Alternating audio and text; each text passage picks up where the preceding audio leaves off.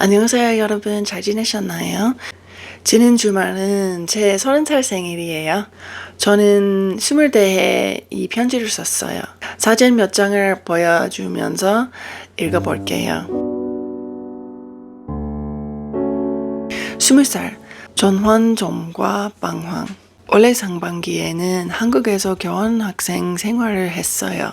여름에 다시 미국으로 돌아왔고 10월에 결혼식을 올렸어요. 하지만 가을에 마지막 학기를 시작하면서 제 인생에서 무엇을 하고 싶은지 몰라 방황하며 힘든 시간을 보냈어요.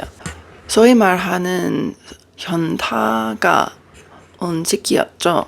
어른으로서의 삶이 두려워 비하고만 싶었어요. 미국 와서 만난 교환 친구들은 다 원국으로 돌아갔고 대학교 4학년 당시 제가 살던 동네에는 친구가 없었어요.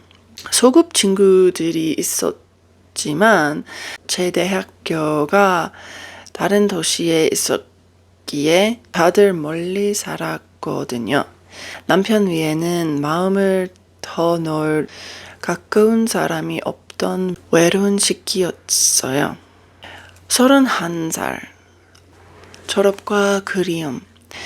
대학교를 졸업하고 일을 시작하며 집을 사서 이사했어요. 하지만 저는 한국이 너무나 그리웠어요. 그해 친언니가 한국에서 결혼식을 해서 여행을 다녀왔는데 다시 미국으로 돌아올 때 너무 슬펐어요.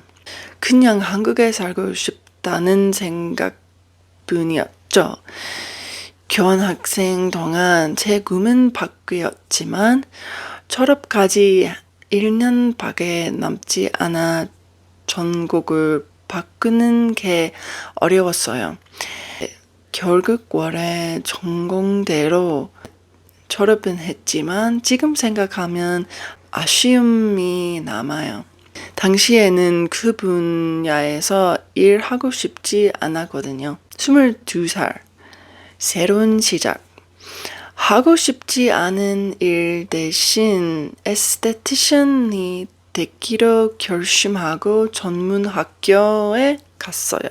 5개월 만에 자격증을 따고 사인으로서 첫 발은 내디뎠죠. 고향 근처에서 일을 시작했다가 남편의 군 복무가 끝날 때쯤 집을 밟고 다시 이사를 했어요. 일을 정말 즐겁고 성과도 좋았어요. 하지만 건강이 나빠지면서 우울감이 찾아왔어요. PCOS와 자궁내막증. 당장 임신 계획은 없었지만 나중에 영영 엄마가 되지 못할까봐 내가 정말 임신할 수 있을까 하는 불안감이 컸어요. 23살 엄마가 된다는 것.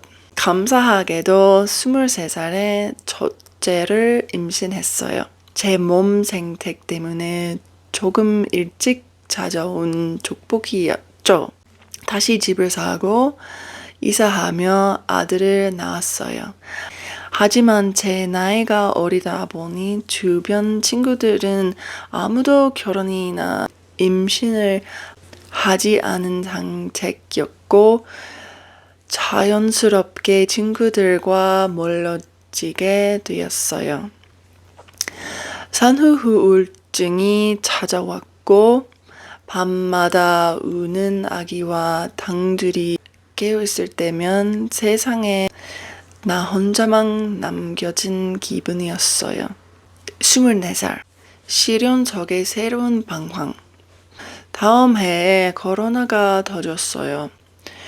출산 휴가를 마치고 푹쉬했지만 5주 만에 다시 일을 쉽게 되었죠. 역설적으로 모두가 고립된 시기라 오히려 첫째를 각 낳았을 때보다 더 외롭다는 느낌을 받기도 했어요. 하지만 직업적인 회의감이 찾아왔어요. 동료, 상사, 고객들 사이에서 일하는 게 힘들었거든요. 내가 에스테틱 일을 영영하고 싶은 걸까? 하는 의문이 들었어요. 단순히 외모를 가꾸는 것보다 누군가를 진심으로 돕고 문제를 해결하는 메디컬 분야에 더 관심이 생겼어요. 고객들이 제게 외학적인 질문을 할 때마다 제대로 대답 줄 수 없는 제 모습에 답답함을 느꼈고 더 전문적인 지식을 갖고 싶어졌거든요. 그래서 가을에 다시 대학교에 들어가 온라인으로 생물학 공부를 시작했어요. 과학 공부가 처음이라 쉽지 않았지만 관심은 점점 커졌어요. 그러다 크리스마스 때 둘째 임신 사실을 알게 되었어요. 아이들 나이 차이가 크지 않길 바랐기에 정말 기뻤어요. 25살, 치열했던 학급과 홀로 견딘 밤들. 당시 저는 대학교 과학 수업을 몰라서 들으며 임신한 몸으로 1살 빼기 아기까지 돌보고 일도 병행했어요. 그때 남편도 대학교에 다니고 있었는데 일을 하지 않던 시기라 집안일을 많이 도와주었어요. 남편이 전업주부 역할을 해준 셈이죠. 저는 아이를 낳은 후에 직장을 그만두고 학교도 잠시 쉬기로 계획했었는데 다행히 출산 2달 전에 남편이 좋은 직장을 구하게 되었어요. 그러게 둘째가 태어난 후 저는 전업주부가 되었어요. 하지만 남편의 직장 근무 시간이 너무 힘들었어요. 밤 11시가 되어서야 퇴근했기 때문에 아이들 저녁을 제끼고 잠자리에 드는 모든 과정을 저 혼자 감당해야 했어요. 첫째는 잠을 잘 자서 고마웠지만 둘째는 잠을 잘 못 자거든요. 다시 찾아온 어두운 밤, 저는 아이와 단둘이 깨어 있어야 했어요. 그때 저는 휴대폰으로 책을 읽거나 드라마를 보면 시간을 보냈어요. 혼자 있으면 잡념이 많아져서 마음이 힘들어지곤 했기 때문이에요. 36살, 낯선 땅 콜로라도에서의 고립과 시련. 저와 남편은 다른 도시, 다른 주에서 살아보고 싶었어요. 제 고향을 좋아하지만 더 나이 들기 전에 새로운 경험을 해보고 싶었거든요. 그래서 가고 싶은 지역 리스트를 만들었고 남편이 그곳들에 지냈어요. 그해 여름 남편이 콜로라도에서 직장을 구하게 되었어요. 부모님께 슬픈 소식이었지만 저희는 집을 팔고 콜로라도로 이사했어요. 말씀드렸듯이 저는 이미 친구들과 멀어진 상태였지만 이사 후에는 심리적으로 정말 완전히 다줄진 기분이었어요. 너무나 힘들었어요. 새로운 새로운 도시에는 아는 사람도 없고 가족도 없었으니까요. 이사 전 고향은 큰 도시였지만 어디를 가든 아는 얼굴을 마주칠 수 있었는데 이곳에서는 정말 철저히 혼자였어요. 전업주부라 동료도 없었고 콜로라도의 문화는 제 고향과 조금 달랐어요. 사람들이 다소 차갑게 느껴졌고 모르는 사람과는 말을 잘 섞지 않더라고요. 교회에서도 환영받지 못하는 기분이었죠. 다시 제 인생에는 남편밖에 남지 않았어요. 남편은 좋은 사람이지만 하루 종일 밖에서 힘들게 일하고 돌아온 사람에게 제가 더 많은 것을 요구해야 하는 상황이 괴로웠어요. 배우자의 역할과 기대치는 무엇일까? 파트너는 서로 응원해야 하는데 내가 행복해질 수 있는 유일한 이유가 남편이어야만 할까? 하는 고민이 많았어요. 저 역시 하루 종일 육가로 치열하게 일하고 있었거든요. 아이를 키우는 것을 정말 어려웠고 사실 그때는 전혀 행복하지 않았어요. 지금은 나이도 들고 성격이나 정신 건강도 좋아져서 엄마로서의 삶이 더 좋아졌지만 그 당시에는 모든 게 버거웠어요. 아이들은 계속 울고 자고 잠도 자지 않았는데 아파트 아래층 이웃은 층간소음에 계속 화를 냈거든요. 아이들을 조용히 시켜야 한다는 압박에 스트레스가 극에 달했던 시기였어요. 27살. 주부로서의 삶을 받아들이다. 2023년 여름에는 도련님의 결혼식이 있어 한국으로 3주 동안 여행을 갔어요. 당시 아이들이 3살, 1살이라 즐겁기도 했지만 정말 힘들었어요. 특히 딸 아기가 잘 걷지 못해서 어딜 가든 안고 다녀야 했죠. 힘들었어요. 미국으로 돌아와서는 집을 사서 이사했어요. 그 무렵부터 주부로서의 역할에 조금씩 익숙해졌어요. 제 인생 계획에 전업주부는 없었지만 마침내 이것이 제 운명임을 받아들이기로 했어요. 매일 부지런히 움직였어요. 아이들을 데리고 여기저기 다니고 저녁 요리와 청소, 빨래를 맡아 하면서 틈틈이 영상도 만들었어요. 아파트를 벗어나 저의 집에서 살게 되니 아래층 이웃 눈치를 보지 않아도 되어 좋았지만 여전히 주변에 아는 사람이나 친구가 없어서 생활은 조금 슬펐어요. 나는 친구가 없는 사람인가? 사람들이 나를 안 좋아하나? 같은 우울한 생각이 무득무득 들기도 했어요. 28살. 공공과학급 그리고 새로운 활력.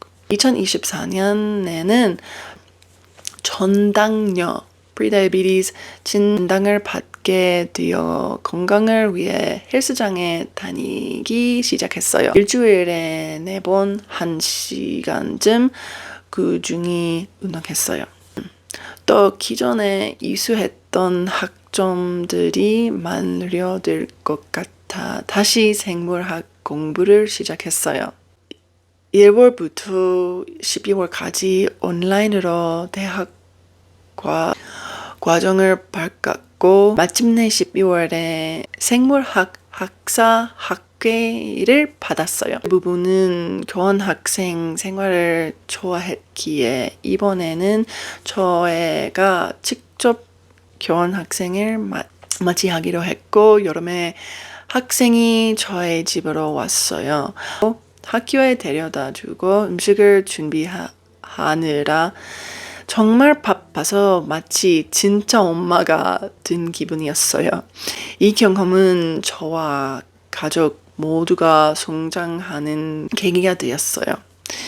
몸은 바빠서 마냥 행복하다고만 할 순 없었지만 인생은 이전보다 훨씬 수월해졌고 만족감도 커졌어요. 그리고 아들이 유치원에 합격해 12월부터 월요일부터 목요일까지 하루 3시간씩 다니게 되어 조금씩 여유도 생겼어요. 29살. 사랑과 함께함을 다시 배우다. 작년에 저는 29살이 되었어요. 교환학생이 저의 집에 머물고 있었고 아들은 유치원에 가기 시작했어요.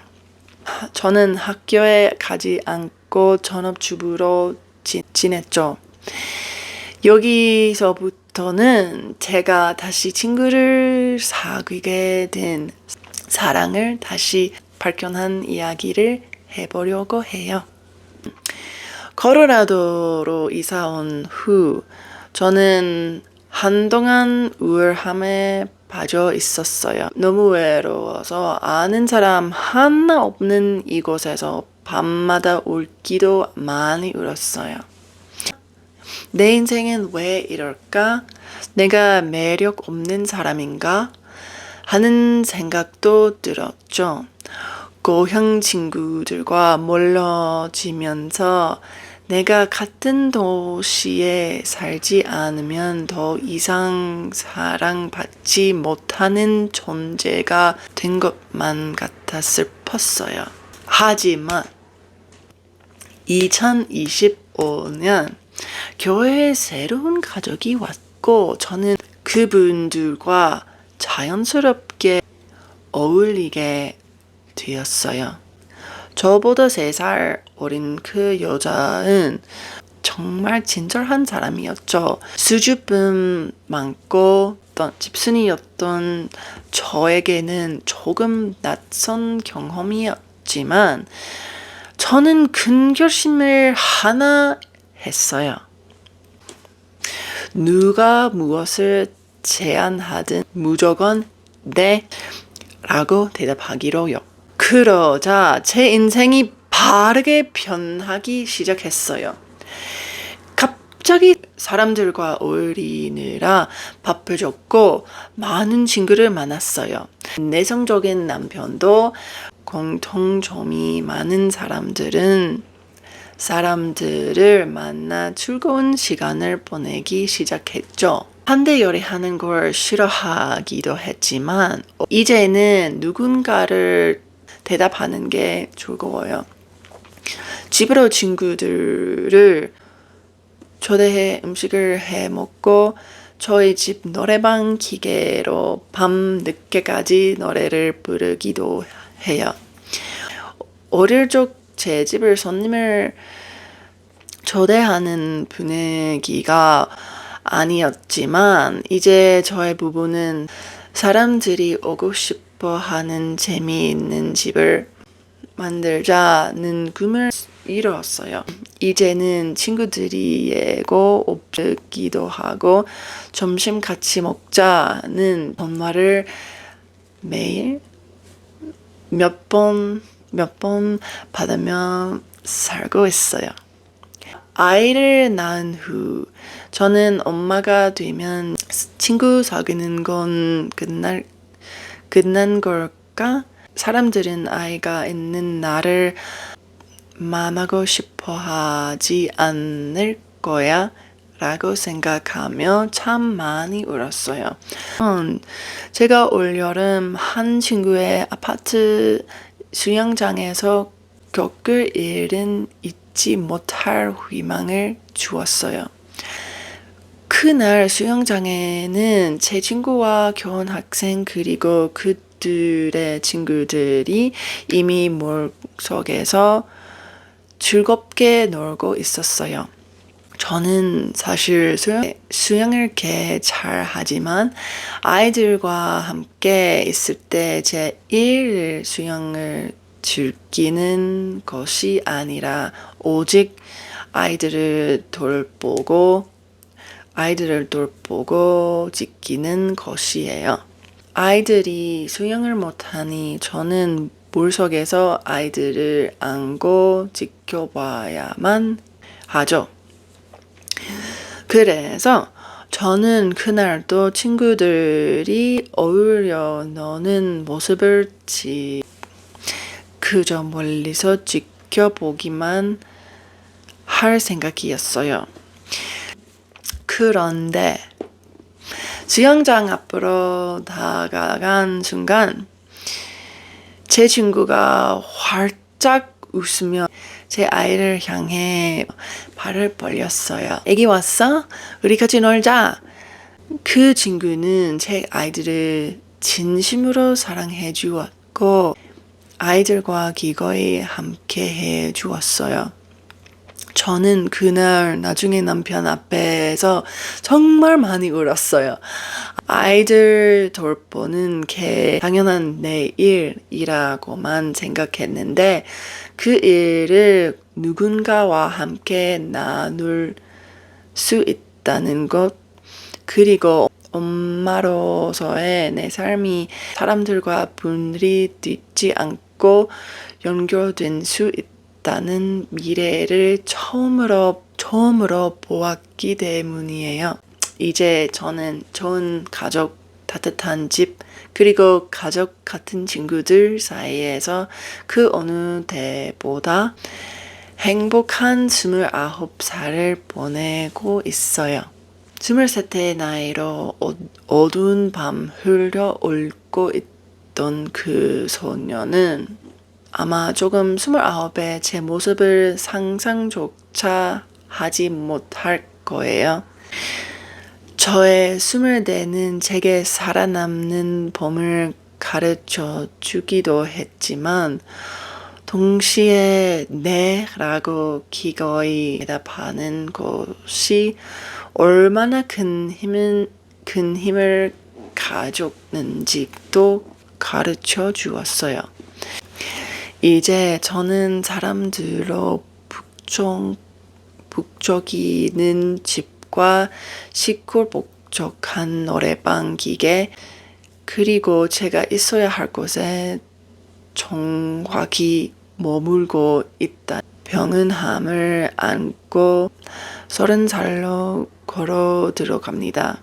다가온 10년은 더 많은 예스의 순간들, 더 많은 웃음소리, 그리고 있는 그대로의 제 모습으로 사랑받는 은혜가 가득하기를 소망해요.